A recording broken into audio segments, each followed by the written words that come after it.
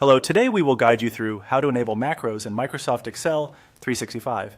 If you work with automated spreadsheets, templates, or custom Excel tools, enabling macros can be an important setting.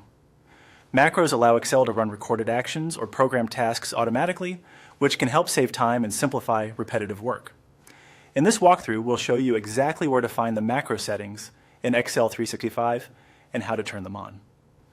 To begin, open Microsoft Excel on your computer. You can start with a blank workbook or simply open the application to reach the main Excel window.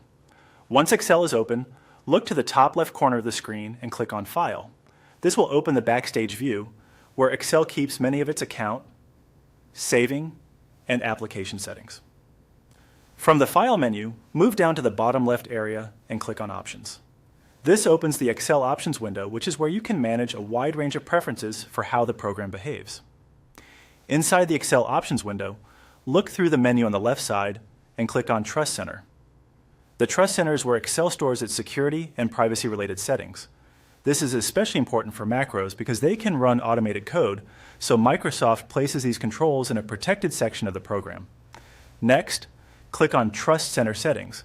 This opens a new window with more detailed security options. In that window, find and click on Macros. Depending on your version of Excel, this section may also be labeled as Macro Settings.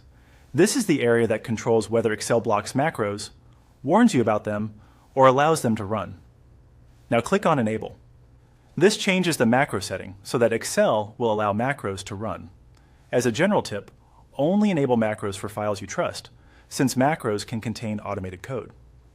If you're using a workbook from a reliable source, this setting can be very useful for unlocking built-in automation features. Once you've made the change, click OK to confirm it. If needed, click OK again to close the remaining settings window and return to Excel. Your macro setting is now updated. That's all it takes to enable macros in Microsoft Excel 365. After completing this process, you should be able to use macro-enabled workbooks more easily. If the workbook was already open, it may help to close and reopen it so the new setting takes full effect.